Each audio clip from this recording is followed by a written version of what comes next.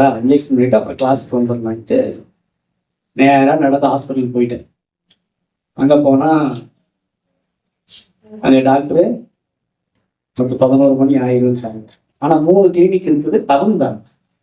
எந்த ஹாஸ்பிட்டல்லையும் டாக்டரை காணும்.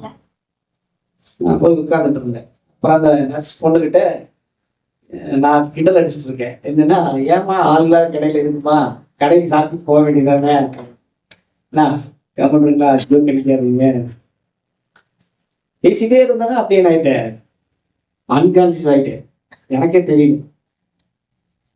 அப்புறம் எல்லாரும் பார்த்தீங்க அப்படின்னாக்கா ஜூஸ் எல்லாம் கொண்டு வந்து கொடுத்து ரெடி பண்ணாங்க. அப்புறம் அதுதான் தெரிஞ்சது. அதுக்கப்புறம் யார் எப்படி வந்து எடுத்தாங்கன்னு தெரியல. ஒரு 5 நிமிஷம் எனக்கு தெரியல. அப்புறம் 2 தூதர்களை நான் அந்த நேரத்தில் பார்த்தேன். இல்லையா, கடைசி நிமிஷத்தில் நான் என்ன சொன்னேன்னா, ஒரு நாள் இந்த மாதிரி எனக்கு வந்ததுங்க, ஒரு நாள் இந்த மாதிரி எனக்கு ஆனது இல்லை. ஏன்னா நிறைய டைம் பாம்பெல்லாம் கிடைச்சிருக்குது, தேல் கிடைச்சிருக்குது, பாம்புடைய கையிலேயே நான் மாட்டியிருக்கிறேன். அப்பெல்லாம் எனக்கெல்லாம் ஒன்றாகல. ஆனால் இந்த டைம் இதை நான் பெருசாகவும் எடுத்துக்கல. இது என்னொன்ன அதுல இருந்தெல்லாம் ஐட்டம் இதெல்லாம் பெரிய எதுவும் விட்டுறாரு. ஆனால் அந்த நேரத்தில் பார்த்தீங்கன்னா ரொம்ப பலவீனப்பட்டிருக்கேன் சரீரம்.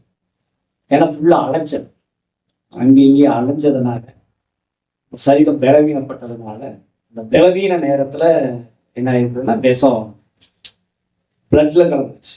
விஷம் என்ன ஆயிடுச்சு, பிளட்ல கலந்ததுக்கு அப்புறம் தான் மயக்கம். அப்புறம் பார்த்தா நான் போன இடமும் யாருக்கும் தெரியாது. இந்த கிளினிக் போன இடம் என் கூட இருந்த யாருக்கும் தெரியாது. ஆனால் நியூஸ் எப்படி தெரிஞ்சு 2 பேர் வந்திருக்காங்க.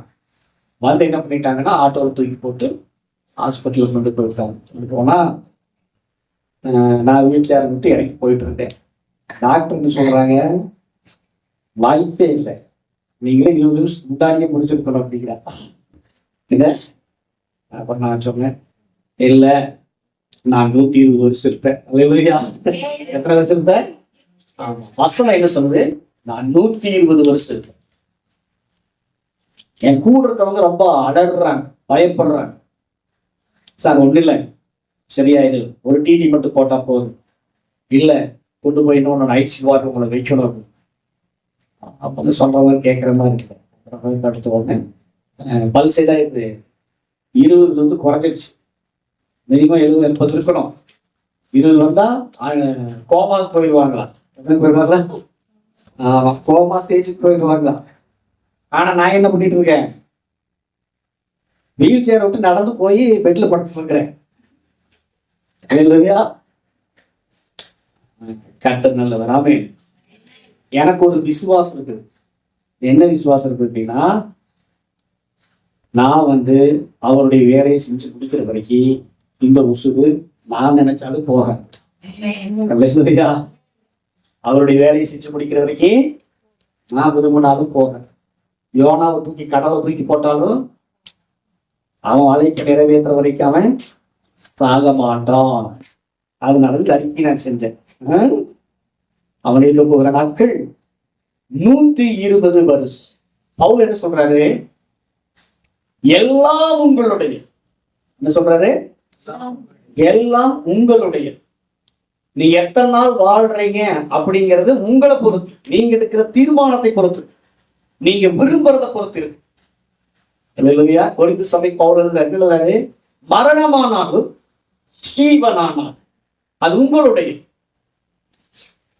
தரித்திரமானாலும் ஐஸ்வர்யமானாலும், நீங்க பணக்காரனா வாழ்றதும் ஏழையா வாழ்றதும், ஐஸ்வர்யமுள்ளவனா வாழ்றதும் பஞ்சத்துல வாழ்றதும் எல்லாம் உங்களுடையது, உங்களை பொறுத்தது. ஏன்னா சிலுவையில அவர் எல்லாத்தையும் செஞ்சு முடிச்சிட்டாரு. ஆமென் சொல்லுங்க. உங்களுடைய நோயை அவர் சுமந்து கொண்டார், உங்களுடைய மரணத்தை அவர் சுமந்து கொண்டார், உங்களுடைய தரித்திரத்தை அவர் சுமந்து கொண்டார். இப்ப நீங்க விரும்புனீங்கன்னா அந்த நல்ல வாழ்க்கையை வாழ.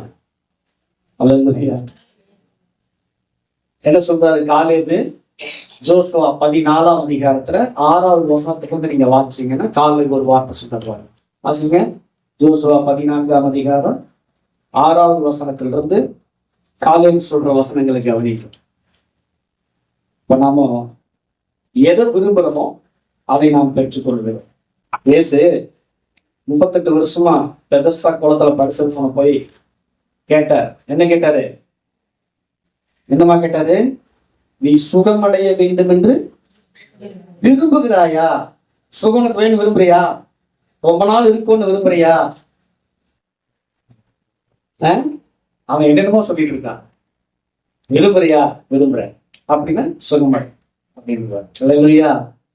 அப்ப நம்முடைய விருப்பத்தை பொறுத்து இருக்கிறது. கர்த்தர் உன் மன விருப்பத்தின்படி உனக்கு தந்தரளி உன் ஆலோசனைகளை எல்லாம் உனக்கு நிறைவேற்றுவார். முதல்ல விரும்பணும். பக்கத்துல கை கொடுத்து சொல்லுங்க, நல்ல நாட்களை விரும்பணும். நல்ல நாட்களை விரும்பணும். அதை நம்ம விரும்பும் பொழுது அது நம்ம கிட்ட வரும். நாம் என்ன சொல்றோம்? 40 ஆகி போச்சுங்க. எத்தனை ஆகி போச்சுங்க? 40 ஆயிடுச்சு. நீ அடுத்தது என்ன ஒரு எதிர்பார்க்கிறோம்? பிரசகம் வரும், சுகர் வரும். அதை விரும்பக்கூடாது, அதை எதிர்பார்க்க கூடாது. எதை எதிர்பார்க்கணும்? காலை பெண் எதிர்பார்க்க இருப்பாங்க. காலை பெண் சொல்றாரு பாருங்க, வாசிங்க. யோசுவா 14ஆம் அதிகாரம் 6வது வசனத்துல இருந்து வாசிங்க. அப்பொழுது யூதாவின் புத்திரர் கில்காலிலே யோசுவாவினிடத்தில் வந்தார்கள். கேனாசியனான எப்ராயிமின் குமாரனாகிய காலேப் அவனை நோக்கி, காலேப் யோசுவாவை நோக்கி, காதேஸ் பர்னேயாவிலே கர்த்தர் என்னை குறித்தும் உம்மை குறித்தும் தேவனுடைய மனுஷனாகிய மோசேயோடு சொன்ன வார்த்தையை நீர் அறிவீர். நல்லா கவனிங்க. ஜோசுவாவை குறித்தும் காலேபை குறித்தும் கர்த்தர் மோசேயை கொண்டு சில வார்த்தைகளை சொல்லி வைத்திருந்தார். சொல்லுங்க. மோசே மூலமா நான் ஏன் சொல்ல வைக்கிறேன்? நீங்க சொல்லுங்க. மோசே மூலமா காலேபை குறித்து ஜோசுவாவை குறித்து கர்த்தர் சொல்லி வச்சிருந்தார். என்ன சொல்லி வச்சிருந்தாரு? தேசத்தை வேறுவாக்க கர்த்தரின் தாசனாகி மோசே என்னை காதேஸ் பர்னேயாவிலிருந்து அனுப்புகிற போது எனக்கு 40 வயதாக இருந்தது. என் இருதயத்தில் உள்ளபடியே அவருக்கு மறு செய்தி கொண்டு வந்தேன். என்ன சொன்னாரா? என்ன 13ஆம் அதிகாரத்தில் நீங்க வாசிச்சீங்கன்னா கர்த்தர் காலேபை குறித்து சொல்றாரு. என்ன சொல்றாரு? எப்புனேயின் குமாரனாகிய காலேப் அவன் வேற ஆவி உடையவனா இருந்து என்னை உத்தமமாய் பின்பற்றி வந்தபடியினால் அவன் வேகுவாக்க சென்ற அந்த கானான் தேசத்தை அவனுக்கும் அவனுடைய சந்ததிக்கும் சுதந்திரமாக கொடுத்தேன். 12 கோத்திரத்துல 12 பேர் போறாங்க. அதுல 10 பேரு ஒரு விதமான செய்தியை கொண்டு வர்றாங்க, 2 பேரு வேறு விதமான செய்தியை கொண்டு வர்றாங்க. அந்த 2 பேர்ல ஒருத்தன் தான் காலேப். காலேப் என்ன செய்தி கொண்டு வர்றான்?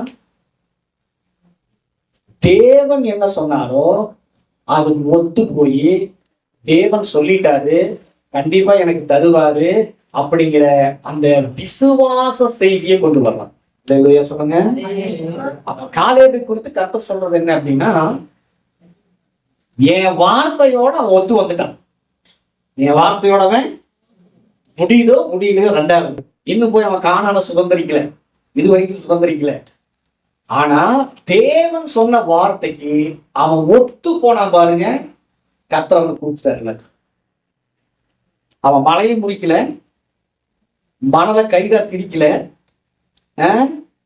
40 நாள் 50 நாள் பாஸ்டிங் போடல. அவர் சொன்னதுக்கு ஆமா, அவர் சொன்னா எனக்கு செய்வார். அவர் என்ன சொன்னா ஆமென். 10 பேர் அப்படி சொல்ல, ராட்சதர்கள் இருக்காங்க, பெரிய ஆளுங்க இருக்காங்க, நாம வெட்டுக்கிளி மாதிரி இருக்கிறோம், அவ்வளவுதான் நம்ம அவுட்டு அப்படின்னு சொன்னாங்க பாரு. அவங்களும் அவுட் பண்ணாத. அப்ப ஏன் காலேபை குறித்து கர்த்தர் இப்படி சொல்றாரு அப்படின்னா, நான் என்ன சொன்னாலும் அவன் ஓகேங்கிறான். சரி ஆண்டவரே, நீங்க சொன்னா சரிதான், நீங்க சொன்னா சரிதான், நீங்க சொன்னா கண்டிப்பா தருவீங்க. சொல்லுங்க. கர்த்தர் சொல்ற வார்த்தை என்னன்னா, உங்களை குறித்து எப்படி காலேபை குறித்தும் ஜோசுவாவை குறித்தும் கர்த்தர் ஒரு வார்த்தை சொன்னார். அவங்க அதை பிடிச்சிட்டாங்க. அவங்க என்ன பண்ணிட்டாங்க? காலேஜ் என்ன சொல்றாரு? மோசேயின் மூலமாய் கர்த்தர் என்னை குறித்தும் உண்மை குறித்தும் சொன்ன வார்த்தை உனக்கு ஞாபகம் இருக்கா? அவர் சொல்லி 45 வருஷம் ஆச்சு. அவர் சொல்லி 45 வருஷம் ஆச்சு. எனக்கு 40 வயசுக்கும் போது சொன்னார். என்ன சொன்னாரு? காலேப், கானான் தேசம் உனக்கும் உன் சந்ததிக்கும். ஜோசுவா உனக்கும் உன் சந்ததிக்கும் சொன்னாரா?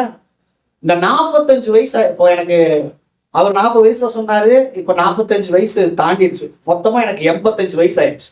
அவர் சொல்லி எத்தனை வருஷம் ஆச்சு? 45 வருஷம் ஆச்சு. மொத்தமா எனக்கு 85 வயசு ஆயிடுச்சு. எத்தனை வயசு ஆயிடுச்சு? ஆமா, 85 வயசு ஆயிடுச்சு. ஆனா என்ன குறிச்சு 40 வயசுல என்ன சொன்னாரோ அதே பலன் 85 வயசுல எனக்கு இருக்குது. என்ன சீக்ரெட் அப்படின்னா, அந்த 45 வருஷமா தேவன் என்னை குறித்து சொல்லியிருக்கிறார்னு அவன் நினைச்சிட்டே இருந்தான். என்ன நினைச்சிட்டு இருந்தான்? நான் கண்டிப்பா போய் மலை நாட்டை சுதந்திரிப்பேன், கானானை சுதந்திரிப்பேன் அப்படிங்கிறத 45 வருஷமா இதைத்தான் அவன் சிந்திச்சுட்டு இருந்தான். அதனாலதான் ஜோசுவா கிட்ட சொல்றான் பாரு. மோசேக்கு அப்புறம் ஜோசுவா தலைவன் ஆயிட்டான். ஜோசுவா கிட்ட சொல்றான், அப்ப 45 வருஷமா நீ இதைத்தான் சிந்திச்சுட்டு இருந்தியா அப்படிங்கிற மாதிரி ஜோசுவா என்ன பண்றாரு? கேட்கிறாரா? ஆமா, அதைத்தான் சிந்திக்கணும். தேவன் உங்களை குறித்து என்ன சொல்லியிருக்கிறாரோ அதைத்தான் நீங்க சிந்திக்கணும். என்ன சொல்லியிருக்காரு? என்ன சொல்லியிருக்காரு உங்களை குறித்து? ஜோசுவாவுக்கு என்ன சுதந்திரம் கொடுக்கப்பட்டிருக்குதோ அதெல்லாம் உங்களுக்கு கொடுக்கப்பட்டிருக்கு. அல்லேலூயா சொல்லுங்க. உங்க ஜோசுவா காலேபுடைய கூட்டத்தோட இருக்கணும், 10 பேருடைய கூட்டத்தோட இருக்கக்கூடாது. மெஜாரிட்டி எப்பவுமே எப்படி இருக்கணும்? மெஜாரிட்டி சொல்றதான் என்ன கேட்பாங்க. எல்லாருமே என்ன பண்ணுவாங்க? 10 பேர் சொல்றதாங்க கேட்கணும். 2 பேர் சொல்றதெல்லாம் கேட்க முடியாது. ஊர்ல 10 பேர் என்ன சொல்றாங்களோ ஆமா 10ஓடு ஒத்துப்போ. அப்படிலாம் நம்ம ஒத்து போயிடக்கூடாது. தேவனுடைய வார்த்தை என்ன சொல்லுதோ அதோடு கூட நாம் ஒத்து போகணும். அப்பதான் நாம் அதை சுதந்திரித்துக் கொள்ள முடியும். என்ன சொல்றாரு? தேசத்தை வேவு பார்க்க போன கர்த்தரின் தாசனாகிய மோசே என்னை காதேஸ் பர்னேயாவிலிருந்து அனுப்புகிற போது எனக்கு 40 வயதா இருந்தது.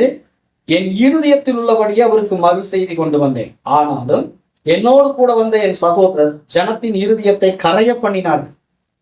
நானோ என் தேவனாகி கர்த்தரை உத்தமமாய் பின்பற்றினேன். கர்த்தரை உத்தமமா பின்பற்றுறதுன்னா என்ன? கர்த்தரை உத்தமமா நான் பின்பற்றுறேன் அப்படின்னா என்ன தெரியுங்களா? அவர் சொல்ற வார்த்தைக்கு எசைஞ்சு போறது. அவர் சொல்ற வார்த்தைக்கு எசைஞ்சு போறது. காணான்னு தருவன்னா நீங்க தருவீங்க, ஆமாண்டது.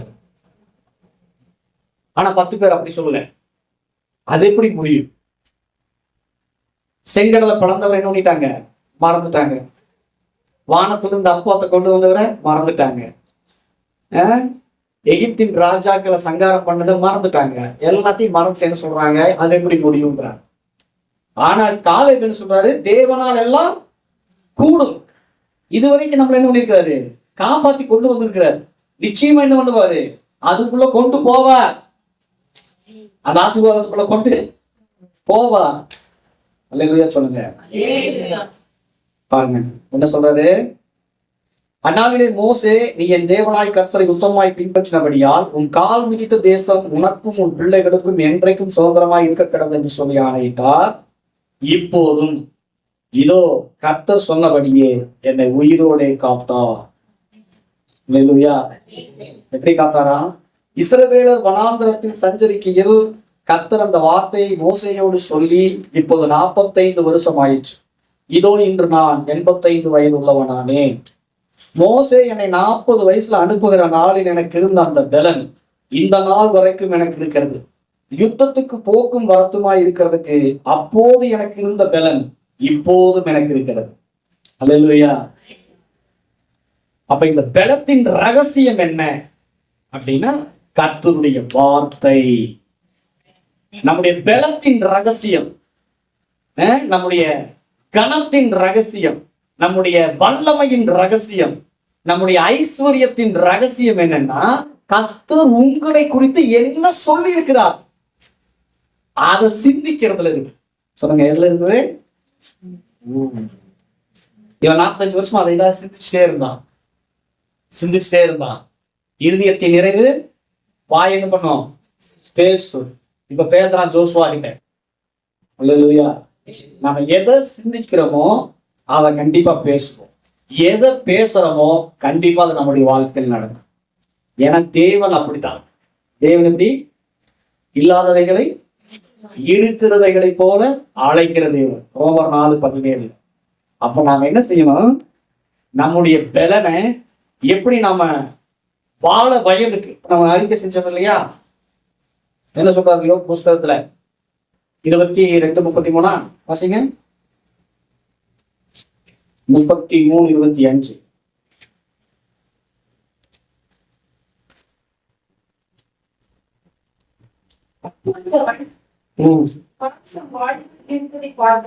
அப்பொழுது அவன் மாம்சம் வாலிபத்தில் இருந்ததை பார்க்கிலும் ஆரோக்கியம் அடையும், தன் வாலிப நாட்களுக்கு அவன் திரும்புவான். அல்லேலூயா சொல்லுங்க. எப்படி இருக்குமா? நம்முடைய மாம்சம் my flesh shall be restored அப்படின்னு. my flesh shall be restored. அதாவது நம்முடைய சரீரமானது உயிர் மீட்சி அடையலாம். நம்முடைய சரீரம் என்ன ஆகும்? 40 ஆனதுக்கு அப்புறம் எல்லாம் செல்லு செத்து போகும்னு சொல்லக்கூடாது. 40 ஆனதுக்கு அப்புறம் மறுபடியும் நம்முடைய செல்கள் என்ன ஆகும்? உயிர் மீட்சி அடையும். என்ன சொல்றாரு? I am returns the days of my youth. அதாவது என்னுடைய வாலிபத்தின் நாட்களுக்கு நான் என்ன பண்றேன்? திரும்புகிறேன் அப்படின்னு யோபு சொல்றார். இது எப்படி? நம்மளுக்கு என்ன சொல்லி கொடுத்தாங்க அப்படின்னா, அவ்வளவுதான். என்னாச்சு? வயசாயிடுச்சு, முடி என்ன ஆயிடுச்சு, நினைச்சாச்சு.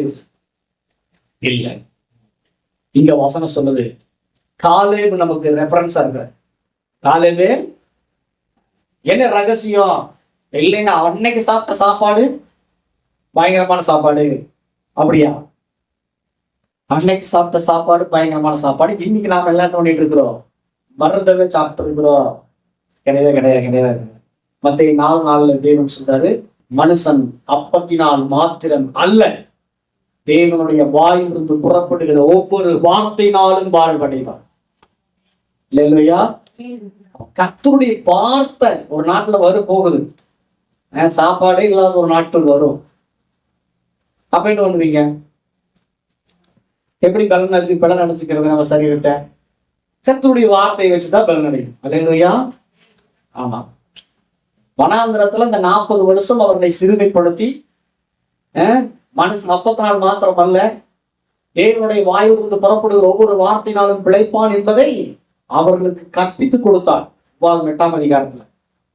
அப்ப நம்ம என்ன செய்யணும்? கர்த்தருடைய வார்த்தையை சார்ந்து கொள்ளணும். கர்த்தருடைய வார்த்தை என்ன பண்ணணும்னா நம்மளை ஆரோக்கியப்படுத்தும். கர்த்தருடைய வார்த்தை நம்முடைய சரீரத்தை போஷிக்கும். நம்முடைய சரீரத்தை என்ன பண்ணும்? எல்லாம் பஞ்சமெல்லாம் நிறைய வரப்போகும். கோதுமைக்கும் சாப்பாட்டுக்கும் நிக்கணும். கிடைக்கலன்னு என்ன பண்ணுவீங்க? அப்போ கோதுமை இதெல்லாம் கிடைக்கலன்னு வச்சு என்ன பண்ணுவீங்க? தேவனுடைய வார்த்தையே நமக்கு உணவா மாறுமா? வசனம் அப்படித்தான் இருக்கு. இல்லையா? அதைத்தான் சொல்றாரு. கர்த்தருடைய வார்த்தை என்ன பண்ணுன்னா நம்மளை போஷிக்கும். நம்முடைய ஆத்மாவை மாத்திரம் அல்ல. நாம என்ன நினைச்சிட்டோம்னா நம்முடைய ஆத்மாவுக்கு மாத்திரம்தான் கர்த்தருடைய வார்த்தை. இல்லை. நீதிபதிகள் 4ஆம் அதிகாரம் சொல்றது, உன் உடலுக்கெல்லாம் ஆரோக்கியத்தை தருகிறதா.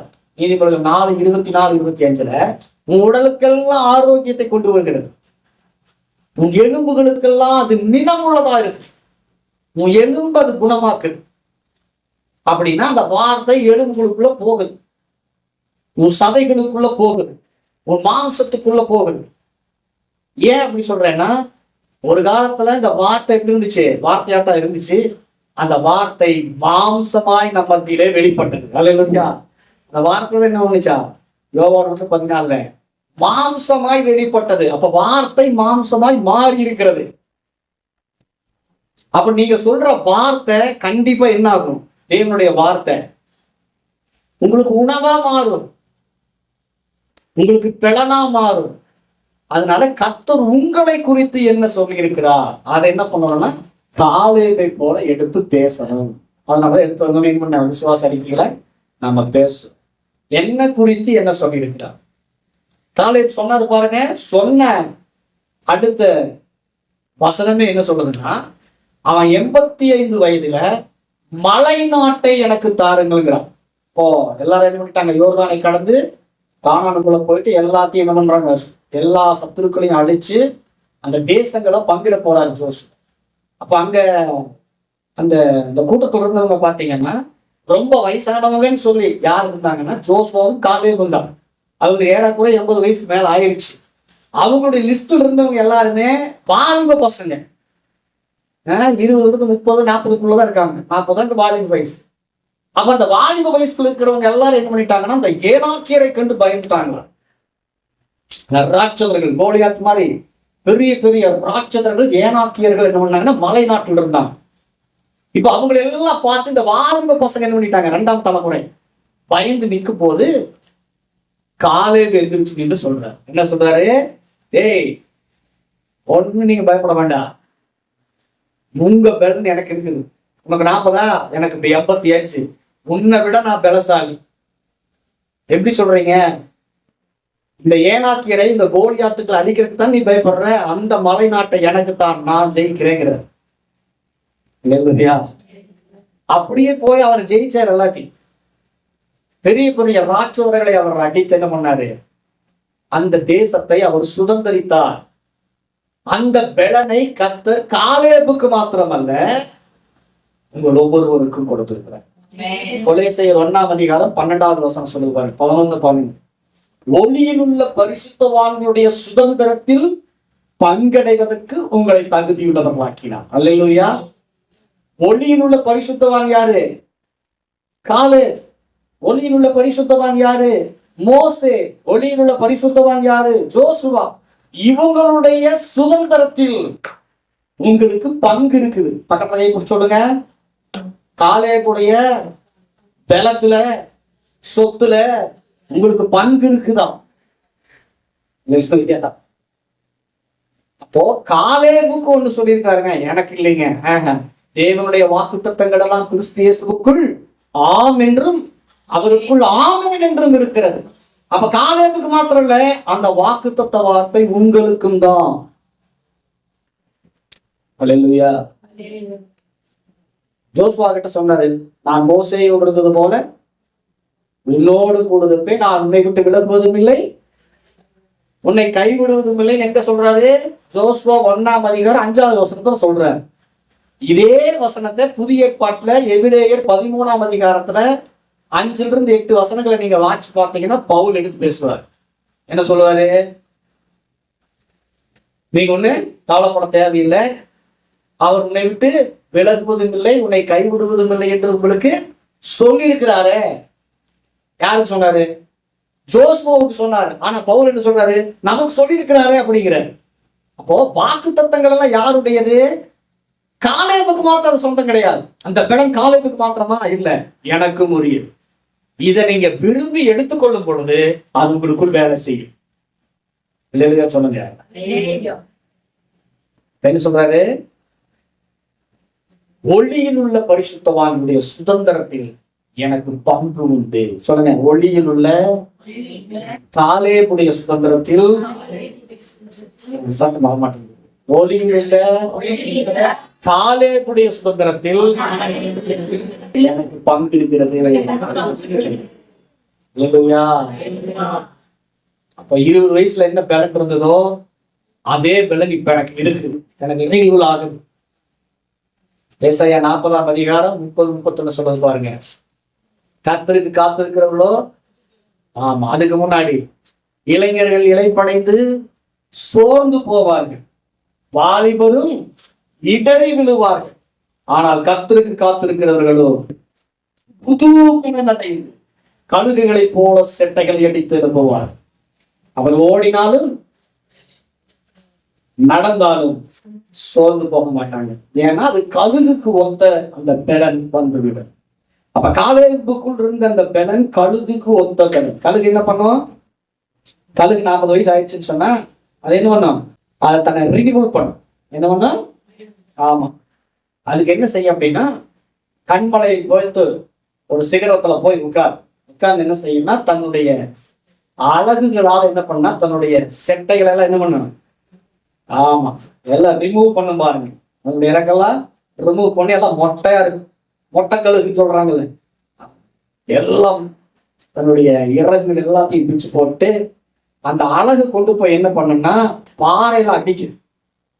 பாறையில அடிச்சு அந்த அழகை என்ன பண்ணு, கீழே உடைச்சுட்டு. அதுக்கப்புறம் கொஞ்ச நாள் அப்படியே இருக்கும். அதுக்கப்புறம் என்ன ஆகுன்னா, மறுபடியும் கழுகுனுடைய சிறகுகள் எல்லாம் முளைக்க ஆரம்பிக்கும்பா.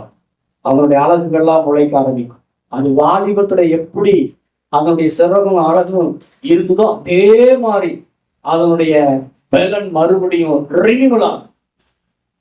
அது மாதிரி கர்த்தருடைய சமூகத்துல நீங்க இந்த வார்த்தைகளை சிந்தித்துக் கொண்டிருக்கும் பொழுது உங்களுக்குள்ள அந்த பலன், அந்த காலேபுக்குள் இருந்த பலன், அந்த கழுகுக்குள் இருந்த அந்த பலன் உங்களுக்குள்ள மறுபடியும் என்ன ஆகுனா, ரெஸ்டோர் ஆகும். இதைத்தான் என்ன சொல்றாருன்னா யோபு, என்னுடைய மை பிளஸ் செல்வி ரெஸ்டோர். எப்படி ரெஸ்டோர் ஆகுது? கர்த்தருடைய சமூகத்துல கர்த்தருடைய வார்த்தைகளை சிந்தித்துக் கொண்டிருக்கின்றது. கழுகு நினைச்சிட்டே இருக்கேன், என் அழகு முளைக்கும், என் அழகு முளைக்கும், நான் பழையபடி என்ன பண்ணுவேன், உயர பறப்பேன். அல்லேலூயா. அது என்னன்னா, மறுபடியும் முளைச்சதுக்கு அப்புறம் பயங்கர வேகத்துல, அதுக்கு முன்னாடி இருந்த வேகம் விட இதனுடைய வேகம் அதிகமாக இருக்கும். அல்லேலூயா. அப்ப கழுகு என்ன செய்யுது? கர்த்தருடைய கழுகா இருக்கிற நாம கர்த்தருடைய சமூகத்துல தரித்திருந்து கர்த்தருடைய வார்த்தைகளை, என்னை குறித்து என்ன சொல்றாரு காலேபு? என்னை குறித்தும் உண்மை குறித்தும் தேவனுடைய மனுஷன் சொல்லி வைத்திருக்கிறார். கர்த்தருடைய வார்த்தை உன்னை குறித்தும் என்னை குறித்தும் சொல்லி வைத்திருக்கிறது. அதை நாம் சிந்தித்து அதை நாம தியானிக்கும் பொழுது நமக்குள்ள அந்த பலன் மாத்திரம் இல்லை, நமக்கு தேவையான எல்லாமே, ஞானம், அறிவு, சுகம், ஐஸ்வர்யம், வல்லமை, வரங்கள் எல்லாமே நமக்குள்ள என்ன ஆகுனா, அது ரெஸ்டோர் ஆகும். அல்லேலூயா. இதுதாங்க சீக்ரெட். இது என்னது? ஒளியில் உள்ள பரிசுத்தவான் காலேபுனுடைய சீக்ரெட் என்னன்னா, காலேபு எல்லாரும் மாதிரியும் கிடையாது. அந்த 10 பேர் மாதிரி பேசுறது கிடையாது. 10 பேர் என்ன பண்ணாங்க, மோசேகள் இருக்கும்போது கொஞ்சம் நல்லா பேசினாங்க, நாங்க தைரியமா போறோம், வேவு பார்க்கிறோம். ஆனா அங்க போனதுக்கு அப்புறம் சூழ்நிலையை பார்த்து என்ன பண்ணிட்டாங்க, மிரண்டுட்டாங்க. சூழ்நிலையை பார்த்து என்ன பண்ணிட்டாங்க, இவங்க சூழ்நிலையை பார்த்தாலும் மிரள மாட்டாங்க. காலை இருந்தது உண்மையா, ராட்சதர்கள் இருந்தது உண்மையா? ஆமா, ராட்சதர்கள் இருந்தது உண்மைதான். அவங்களுடைய பார்வைக்கு இவங்க எப்படி இருந்தாங்களா, வெட்டுக்கிளி மாதிரி இருந்தாங்களா. அப்படியே தலையை பிச்சு போட்டு தேன்ல தொட்டு அப்படியே சாப்பிடுவாங்களா வெட்டுக்கிளிய? அப்படிதான் சாப்பிட்றாங்க சார்.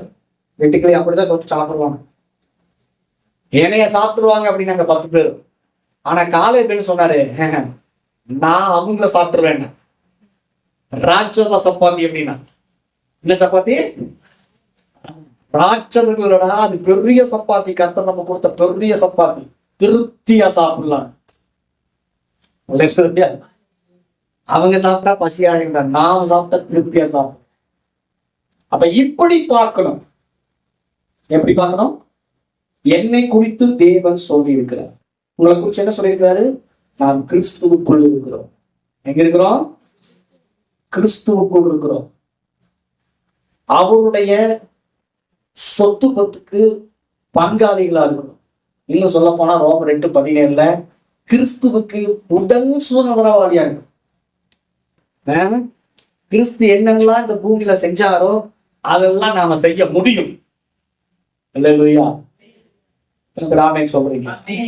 சரி, அப்ப காலேபு கிட்ட வாங்க. அப்ப காலேபுக்குள் இருந்த இந்த பெலன், அதனுடைய சீக்ரெட் என்னன்னா, அதனுடைய சீக்ரெட் அவர் என்னை குறித்து சொல்லி இருக்கிறார்.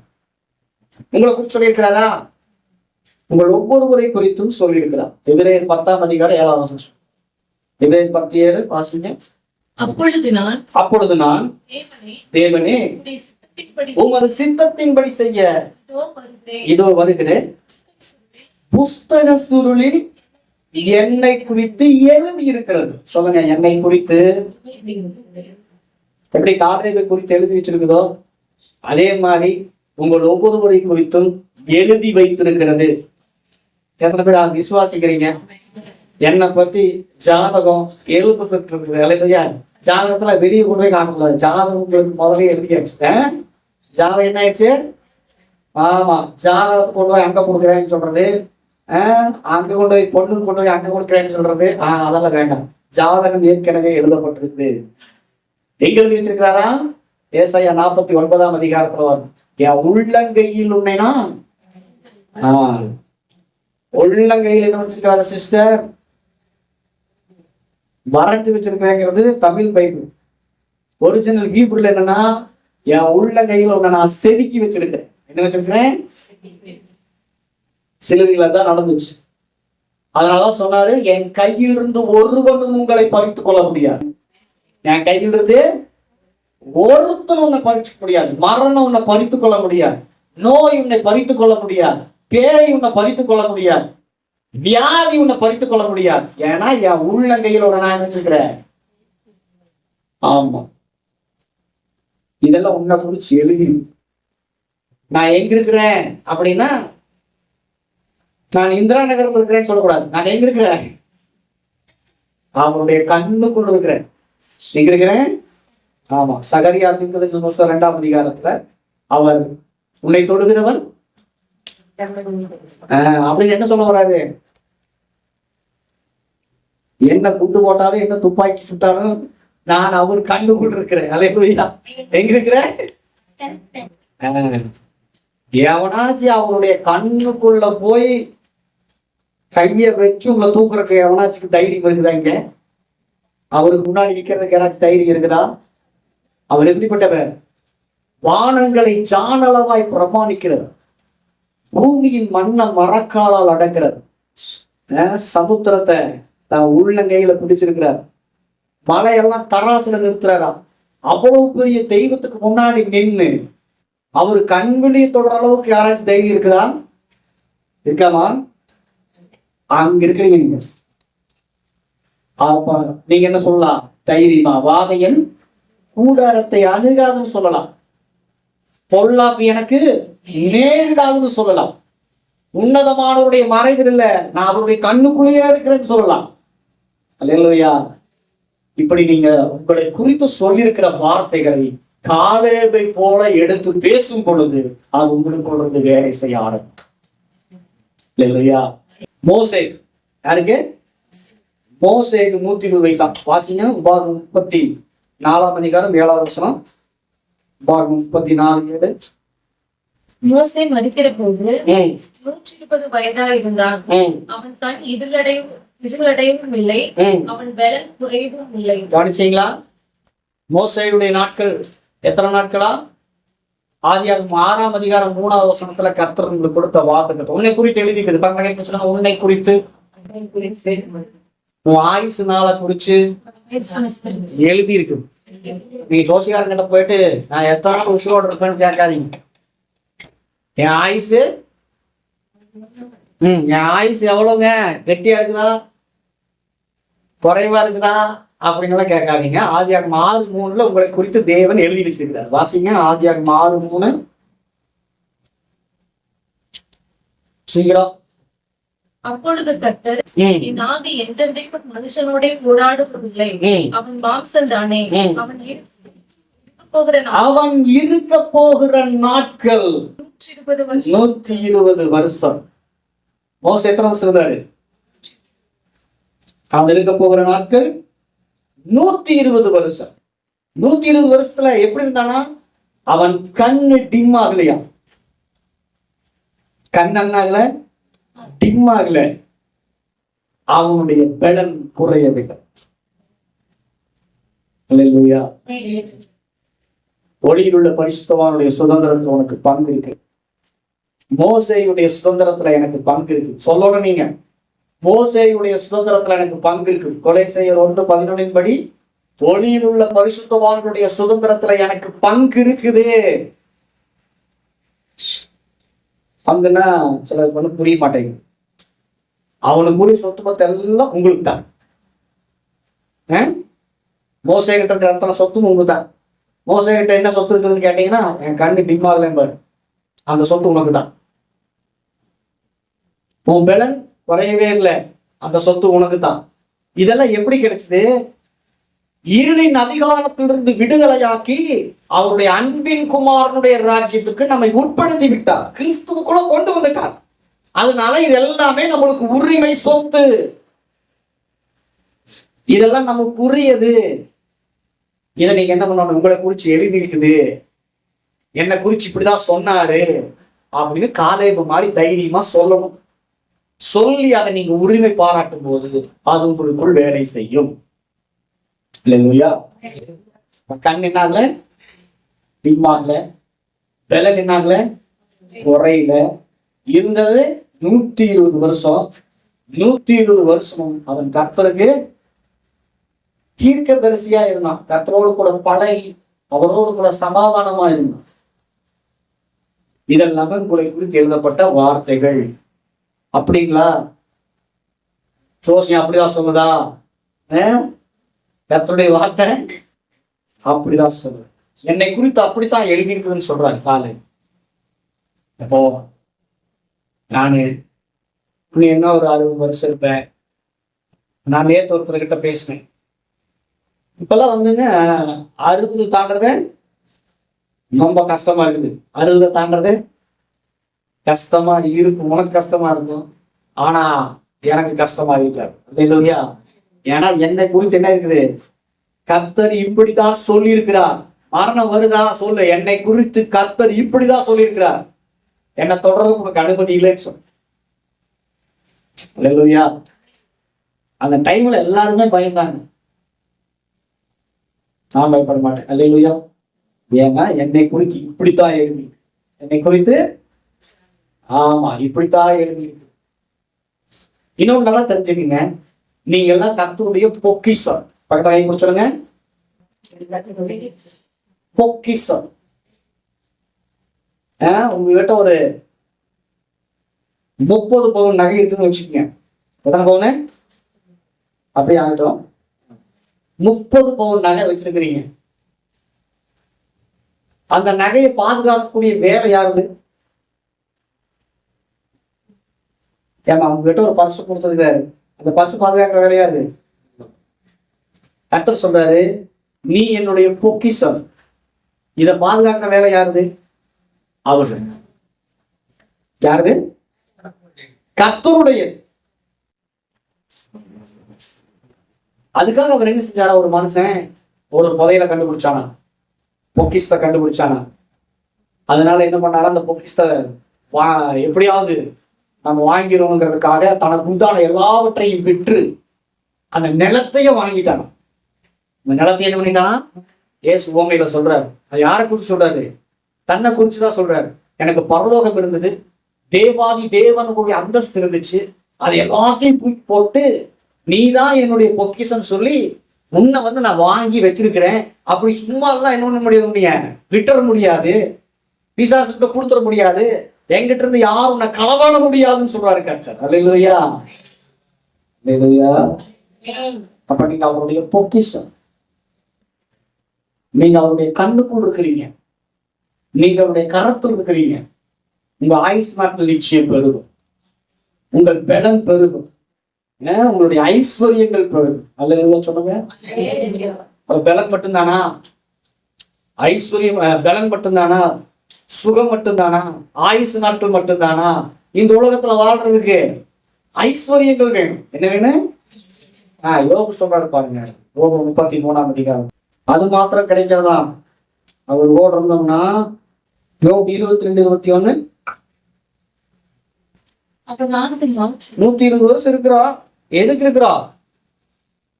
யோபு 22:21. நீர் அவரோட பழகி பழகிறதுக்கு கொஞ்சம் கஷ்டமா தான் இருக்குது. அதனால உமக்கு நன்மை வரும். நீர் அவரோட பழகி சமாதானமாயிரும், அதனால் உமக்கு நன்மை வரும். 120 வருஷம் இருக்கிறோம். எதுக்கு இருக்கிறோம்? என் பேர பிள்ளைகள்லாம் பார்க்கணுங்க. அதுதான் கண்டிப்பா அந்த ஆசீர்வாதம் கொடுப்பாரு. ஆண்டவர் ஆபிரகாம் கிட்ட என்ன சொன்னாரு? உன் பிள்ளைகளையும் உன் பிள்ளைகளுடைய பிள்ளைகளையும் நீ பார்ப்ப. அது ஆசீர்வாதம். அது தாராளமா அவர் உங்களுக்கு கொடுத்துருவார். எதுக்கா 120 வருஷம் எதுக்கு இருந்தாரு? எதுக்கு இருக்கணும் ரொம்ப நாள்? ஏனோக்கு 300 வருஷம் இருந்தானா? 365 வயசு அவனுக்கு. ஆனா 300 வருஷம் தேவனோடு சஞ்சரித்தானா. வாழ்க்கையில 90%, 100ல 90% அவன் தேவனோட இருந்திருக்கிறான். ஆனா நாம் என்ன பண்றோம்? வாரத்துல 7 நாள், 7 நாள்ல ஒரு 2 மணி நேரம் கூட வந்து தேவனோடு கூட பழக மாட்டேங்க. அப்புறம் எப்படி ஆயுசு நாள் பேரு கத்தர் பார்ப்பாரு 120 வருஷம். கத்தர் நல்லா ஆயுசு நாட்கள் இது கொடுக்குறாரா? அவரோடு கூட பழகி சமாதானமாயிரு. வாசிங்க, நீர் அவரோட பழகி சமாதானமாயிரும், அதனால் உமக்கு. அவரோடு கூட பழகி சமாதானமா இருந்தீங்கன்னா, அவரோடு கூட பழகினீங்கன்னா உங்களுக்கு தீமை வராது, நன்மைதான் வரும். எந்த மாதிரி நன்மை வருமா? அப்பொழுது 24வது வசனம், அப்பொழுது தூளை போல் பொன்னையும் ஆற்று கற்களை போல் ஒப்பீரின் தங்கத்தையும் சேர்த்து வைப்பேன். அல்லேலூயா. சர்வ வல்லவர் தான் உங்களுக்கு பசு பொன்னும் உங்களுக்கு சொக்க வெள்ளியுமாய் இருப்பார். என்னங்களாமா? கவனிங்க, என்ன தங்கமா? எப்படியா? அவரோடு கூட பழகி சமாதானமா இருந்தா எப்பேற்பட்ட நன்மை வருதா? தூளை போல பொன். கோல்டு இருக்குல்ல, கோல்டு தங்கம் இருக்குதுல்ல, கோல்டு அப்படியே குப்பை மாதிரி வந்து வீட்டுல குவியுமா. இல்லை இங்கதான் இருக்கிறீங்களா? இந்த கற்பனை கொடுத்துட்டு இந்த காத்தடிச்சுனாங்க இந்த வீட்டு பக்கமாவே இருக்கவே முடியாதுங்க. அவ்வளவு குப்பை வந்து என்ன பண்ணிருது வந்து வீடுதான் ரம்பிருதுன்னு சொல்றீங்க இல்லையா? அது மாதிரி நீங்க அவரோடு கூட பழகினீங்கன்னா ஒரு காத்தடிக்குமா, குப்பை மாதிரி வந்து கோல்டு வீட்டுல வந்து விழுந்துருமா. ஆனா ஒரு மகனுக்காக நாங்க என்ன பண்றோம் தெரியுங்களா? ஓடுறோம், உடைக்கிறோம், ஆடுறோம், குடிக்கிறோம். வாரத்துல ஒரு நாள் அவரோடு கூட பழகி சமாதானமாயிரு. அப்படி நீ சமாதானமா இருந்தீங்கன்னா ஒட்டகத்துல வரும் கோல்டு. இல்லையா? ஒட்டகத்துல வந்துச்சா? யாருக்கு வந்துச்சு? ரெபேக்காவுக்கு வந்துச்சு. பையனே கொண்டு வந்து எல்லா கோல்டையும் போட்டு கல்யாணம் முடிச்சுட்டு போயிடுவான். ஒரே சீக்கிரட் என்ன? அவரோடு கூட பழகி சமாதானமாய். அவரோடு கூட பழகி சமாதானமா இருந்தீங்கன்னா தூளை போல் பொன்னையும் ஆற்று கற்களை போல் ஒப்பீரின் தங்கத்தையும் சேர்த்து வைப்பேன். கோல்டுனா சாதாரணமான கோல்டு கிடையாது. என்ன கோல்டு? ஒப்பீரின் தங்கம். எங்க இருக்குது ஒப்பீரின் தங்கம்? எத்தியோப்பியா இருக்கு. இங்க இருக்குது. கோல்டுலயே இப்பெல்லாம் பாத்தீங்கன்னா நிறைய கோல்டு வந்து பாத்தீங்கன்னா தரம் கம்மியா போச்சு. இந்தியாவில கோல்டு வாங்கணும்னு வச்சுக்கோ, ரொம்ப தரம் கெட்டு போயிடுச்சு. நாங்க ஒரு 2 கோல்டு கொண்டு போனோம். இலங்கை கோல்டு ஒன்று கொண்டு போனோம், இந்தியா கோல்டு ஒன்று கொண்டு போனோம். இந்தியா கோல்டு வேண்டான்ட்டான், இலங்கை கோல்டு கொடுங்கிறான். அதனுடைய தரம் நல்லா இருக்குதான்.